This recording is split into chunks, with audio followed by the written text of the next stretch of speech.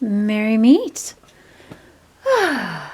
Good Yule here in the Southern Hemisphere and good Beltana. Oh, is it? Yeah, Beltana.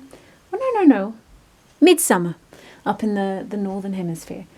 So today we're going to have a bit of a chitty chat about veganism. What is the difference? I'm going to address why people go there. I'm going to address also when things go wrong. Also, I'm going to address the religious sense of entitlement that leads to bullying of people who decide to go vegan or vegetarian. And it is that. It is caused by that. So anyway, let's start. The reason why I want to talk about it is I've been a practicing vegan for since the end of 2012 or 2013, but I've been a vegetarian on and off all my life. I will do a separate vlog on my journey on going vegan because it's quite a long one. Where are we now? We are currently in my apothecary, which is in a wee bit of a mess. But c'est la vie. Life is what it is. You do so much at once, and I'm chipping away. So I have had quite a bit of a journey on the path, and I was exposed to vegetarianism through becoming a qualified yoga instructor. Back when I was a teen, I did the 4 years, and I did that after becoming a Pilates instructor. And I became a Pilates instructor because I danced, and I got paid to dance with Viscart Productions in Adelaide. I had to keep a roof over my head because I was living out of home at 13. So I've always been a very active person, but I don't want to digress too much because I want to keep it separate. I want to do a separate vlog on my path into veganism and vegetarianism. Vegetarianism then vegan. So anyway, what are the terms and definitions? People get quite heated when you say the wrong terms, and they are practicing. Sorry, there's background noise because I have retarded neighbours who have zero awareness of noise, space, and I swear they run through the house like a pack of fucking elephants. Excuse my French. It irritates me. It's like, oh... So apologies if you hear annoying noises in the background. It's not me. It's coming from the degenerates next door. So anyway, so people become vegetarian for different reasons. Now, yeah, people get annoyed when people use the wrong terminology, including corporations, because it can be so hard because there's so many people and corporations that use the term in order to sell a product, or within social spheres just to, I don't know, get some brownie points of virtue signaling, but they're not actually vegan, they're not actually vegetarian. Oh yeah, I'm vegan, and then they pull out a hamburger which isn't vegetarian or vegan. It's just, and there's no checks and measures. These days people will bully those who stand by something and who are honest and authentic, and then the ones who aren't authentic and honest, they'll get a free pass. It's pretty crazy. Everything's been turned on its head in so many areas. So the other aspect too of vegan is cruelty-free. So when it comes to cosmetics and makeup, they're, separate to the vegan diet and vegetarianism, there has been a wonderful build-up and change of, consumers, what they put on their skin and what they put on their face. I mean, the thing is, what you put on your face and skin, your body does absorb. So if you're vegan or vegetarian and you're consuming animal-based things, well, can you argue if you're vegan or vegetarian? But some people aren't vegan or vegetarian in their diets. However, they still want to choose products which are cruelty-free or ethically made, or just don't contain the animal stuff in the first place. So it's very important to have the correct labeling on your products if you are selling to that market. You know, someone's not going to care if a company, usually they're not going to care if a company or business is selling a whole range of products, and the things that are vegan, they label vegan. The things that are vegetarian, they label vegetarian. And then things that aren't either, they don't label it. People appreciate the transparency of the products being sold. And, you know,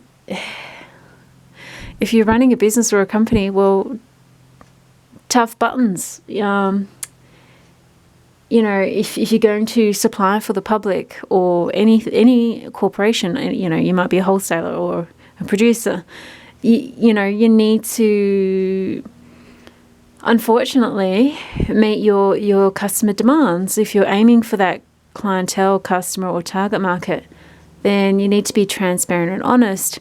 If you get caught not being transparent and honest, or you don't understand what things mean and you make an error, it is going to impact your business or corporation or business side hustle. It's going to impact you adversely, and quite rightly so. Trust is one of those things that needs to be earned, and when it's broken, often it never gets put back together again. A bit like Humpty Dumpty.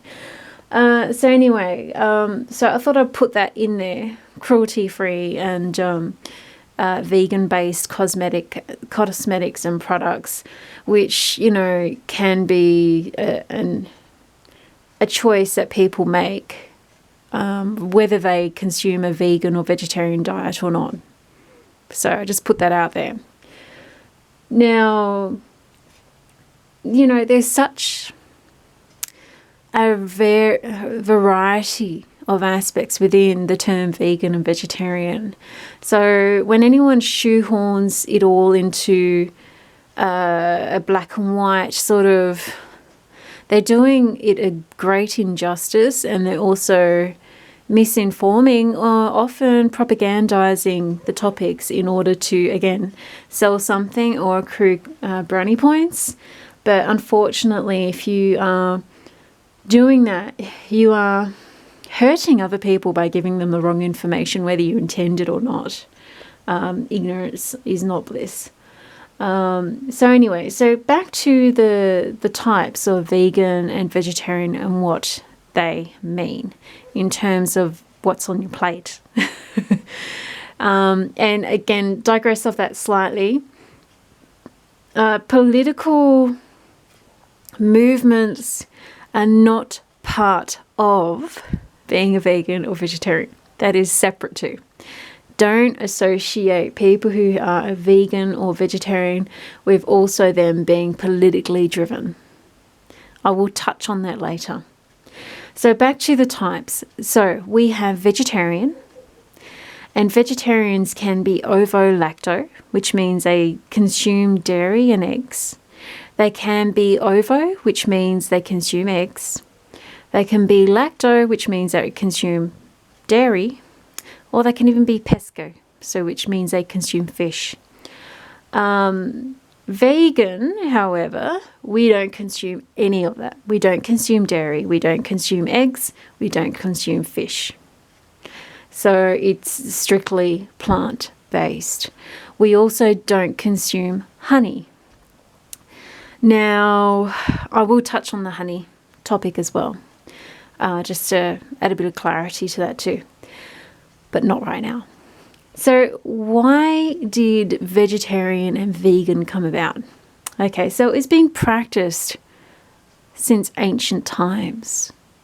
It's not something new, and it's not a fad or a trend. I would argue the sacrifice of living flesh of beings for consumption or to appease some fairy in the sky, I'd actually argue that is actually more modern than the actual practice from abstaining from consuming the flesh of another being. I'd switch that around.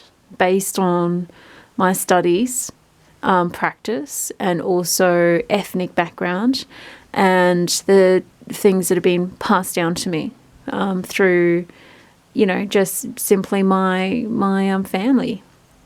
My uncle, most likely, who was a practicing castle adder druid.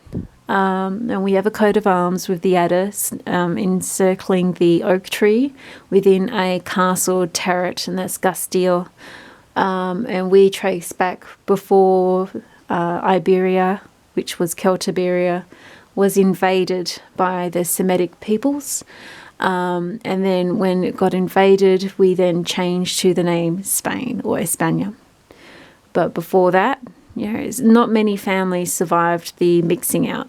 My family did. It was one thing they did well is they refused to mix out because they understood the importance of your blood, your DNA, your messages staying true and clear and in a harmonious rhythm.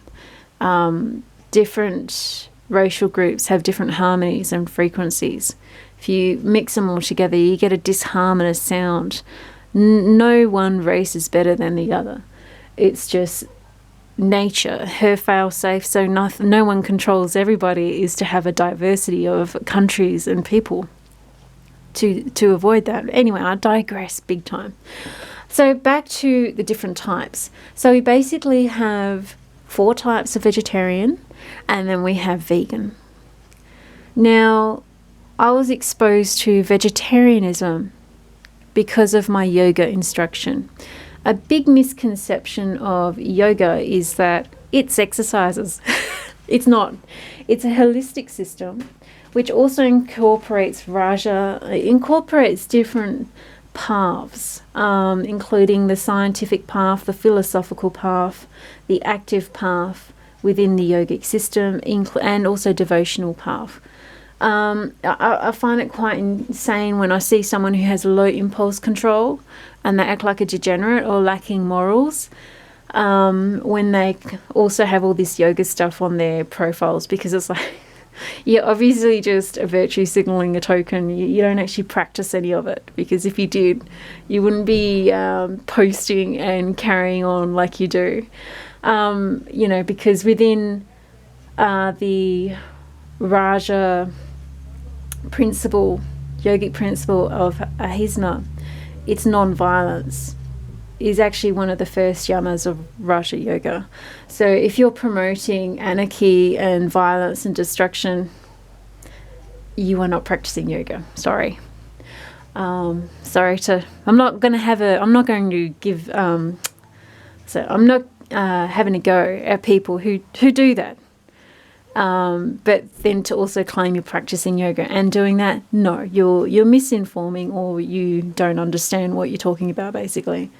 I don't practice yoga anymore, but I'll get into that when I talk about my journey into being a vegetarian and then vegan, and where I sit in the different areas of a vegan lifestyle. And it's coloured by my ethnicos, by my blood and my ancestors. So back to the yogic path of vegetarianism. So when it comes to the yogic system, going vegetarian meets the needs of the scientific path, the philosophical path, the devotional path, and the active path. Overall, you are what you eat. So a massive aspect of the yogic system when it comes to those paths, when it comes to what you put on your body, in your food, what you eat, is that the purity of mind depends on the purity of food. Now people think, oh, if I eat organic cow, that's purity. No, you're missing the whole point. The whole point is that a being that is suffering, nothing wants to die. A cow doesn't come running to the butcher's knife. Please kill me. It cries out in pain. It has fear. And don't even get me started on, things such as how baby cows are taken away from their mothers and things like that. It is disgusting. If we did what we did to human beings, like what we did to the other animals who we think we're superior over, even though we're animals ourselves, it just wouldn't be allowed. This is why people get very upset and emotional when especially when the penny drops and they decide to become vegan or vegetarian, and they feel it. They don't just know it, they feel it. This is why they get so emotional. And those that taunt them who aren't vegan or vegetarian, you're disgusting. You really are. You lack understanding, which is probably why you're not vegan or vegetarian in the first place. So I have to call it where it is.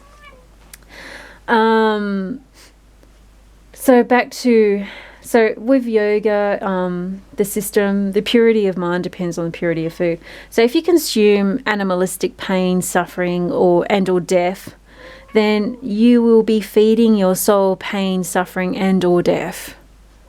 It is not so much as, has the animal been introduced to chemicals to make it pure or not.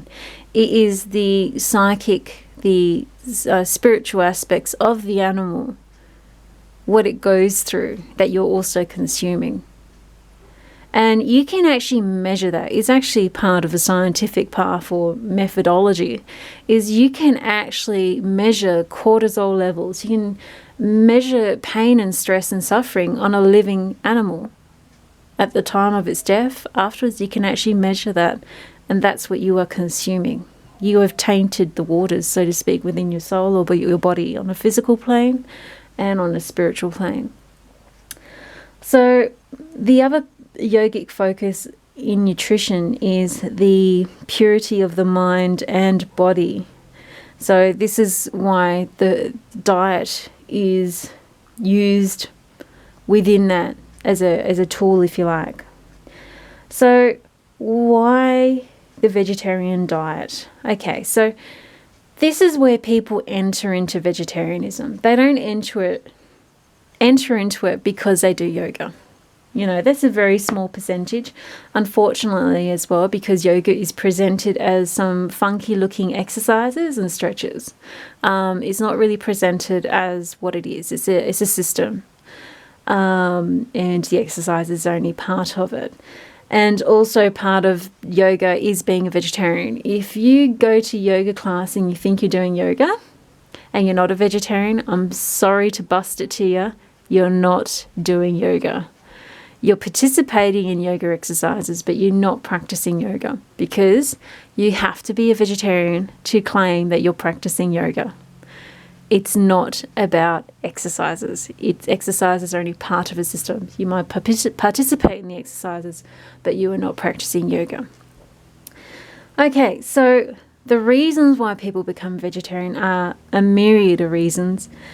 Sometimes, like myself, we're introduced to it because of a cultural tradition.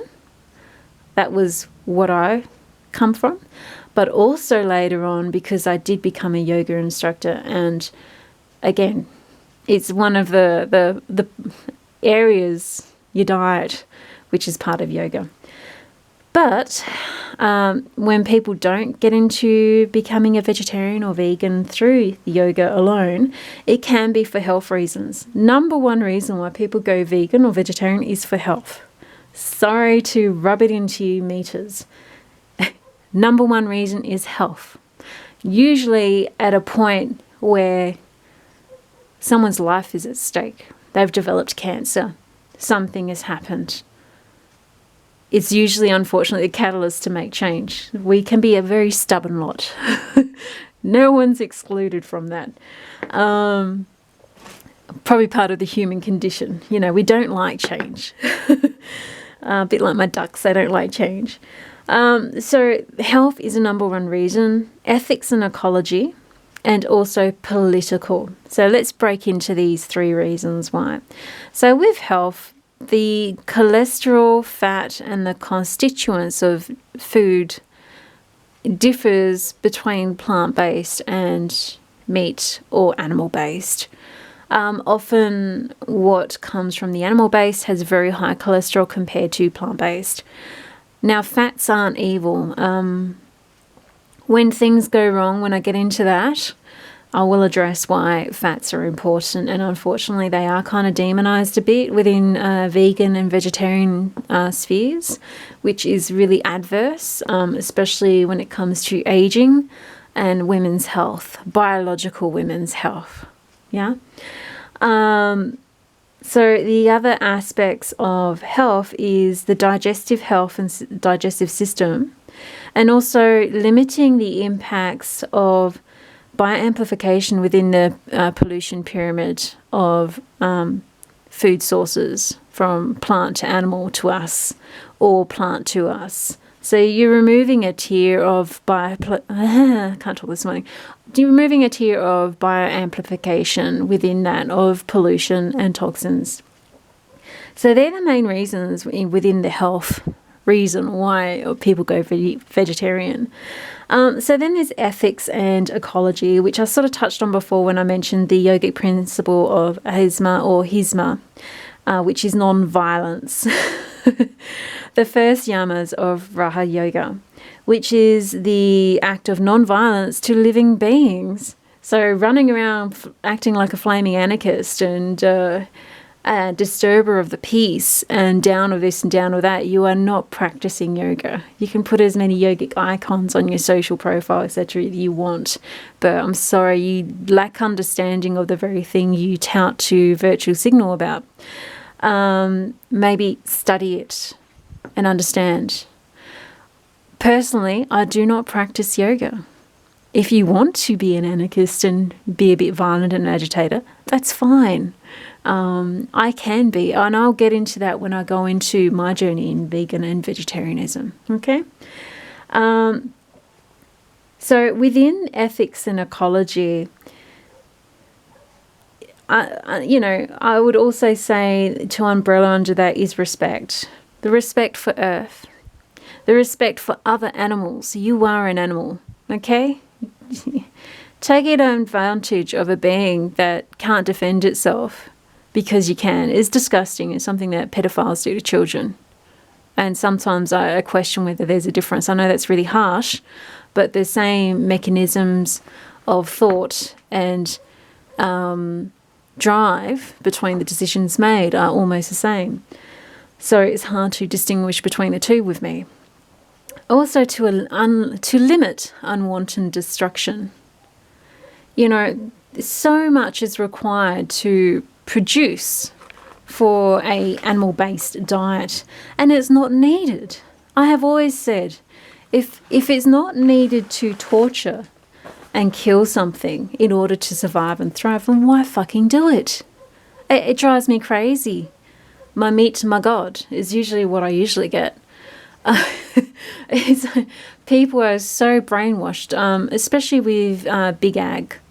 Big Ag has done a number on people's knowledge when it comes to what is good for them. And when I get into my path into vegan and vegetarianism, I'm going to throw out there a few things people can do to explore things for themselves and then make their own decisions outside of what Big Ag says and outside of what they read, and make a decision based on their own experience and practice and summation of, summary of what they've practiced. I think that's a better way to go about it. Let people experience things in true and then decide for themselves. So when it comes to political and social impacts, now 12.5 acres is about 5 hectares. So for one person, you need 12.5 acres of land, which is about 2.5 football fields. Okay, that's for one person. With that same land, if you fed them maize, corn, you could feed 5 people. Unfortunately, maize corn is actually grown to feed livestock for people to eat, which again contributes to bioamplification within the pollution pyramid. When it comes to wheat, that same land, if it was used to grow wheat, it would feed 12 people instead of 1. If it was used to grow soy, that would feed 30 people opposed to 1. So there's a political, social aspect of being smarter with your land choice.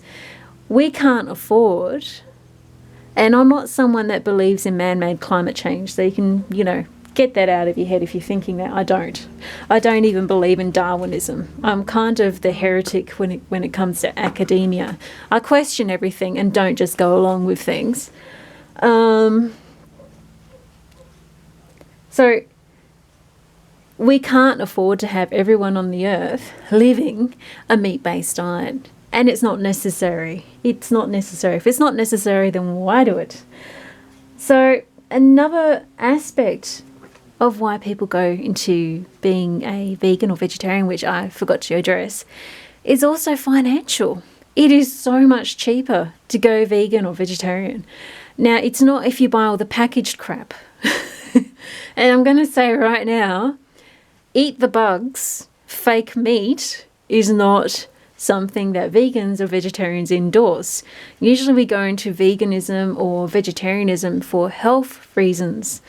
Eating fake food and stuff that looks like the very thing that we want to avoid is not something driven by vegans or vegetarians. It's something driven by corporations trying to virtue signal and still control the population with their diet. And that includes genetically modified foods. Same evil, if I'm going to use that term, even though I don't believe in evil. I believe in nature and anti-nature. I don't believe in good and evil. That's a religious and biblical gobbledygook control of the mind BS that I just won't consent to. Okay, so that's that. So what should I do when things go, what are we now, 26?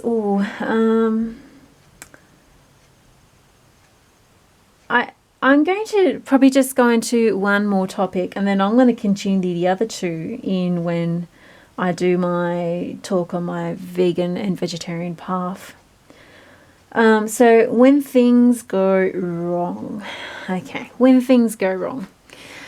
When you change your diet for vegan or vegetarian, things can go wrong, often do go wrong because of lack of understanding of what you're doing. I would recommend anyone going vegetarian at least to actually study yoga and the yogic paths. They haven't been corrupted that much. However, I do believe the method is still a corrupted form of something that was introduced by Celtic people through the ancient Aryan sharing of information and travels of my people down to India, so to speak. But that's okay. It's still a good system. I would recommend studying yoga, the different paths, the Raja paths, the devotional path, spiritual path, the philosophical and the scientific, especially. So you actually understand why it impacts, and something for you to practice and experiment with yourself and make your own decisions based on being knowledgeable and just not, doing a vacuous decision. Actually know what you're doing, learn about it. It will help understand how as well. So things also go wrong when people go and buy all the packaged stuff that is labelled as vegan and vegetarian, it gets me really annoyed when I see kosher on there, or how can you can't have a product that's vegan and also kosher, because it sort of, if it's in opposite, it's an oxymoron to the term of vegan or vegetarian in the first place. Okay, especially when it comes to the Raja principle of no harm, or asma, or hisma. It depends how you pronounce it. So things also go wrong too when your health is impaired because you've destroyed it with years of eating meat, and you've destroyed your gut, and you've destroyed your intestines. Your ability to absorb is not there. I'm actually going to, I'll do a separate vlog on when things go wrong to carry this through, because my timer is about to run out on my camera and I really would like to put this all up together. So, you know, to get you started and not finish off what I'm talking about, I think is kind of a bit on the poor side. So anyway, blessed be Mary Patch. Listen out for part 2. Bye for now.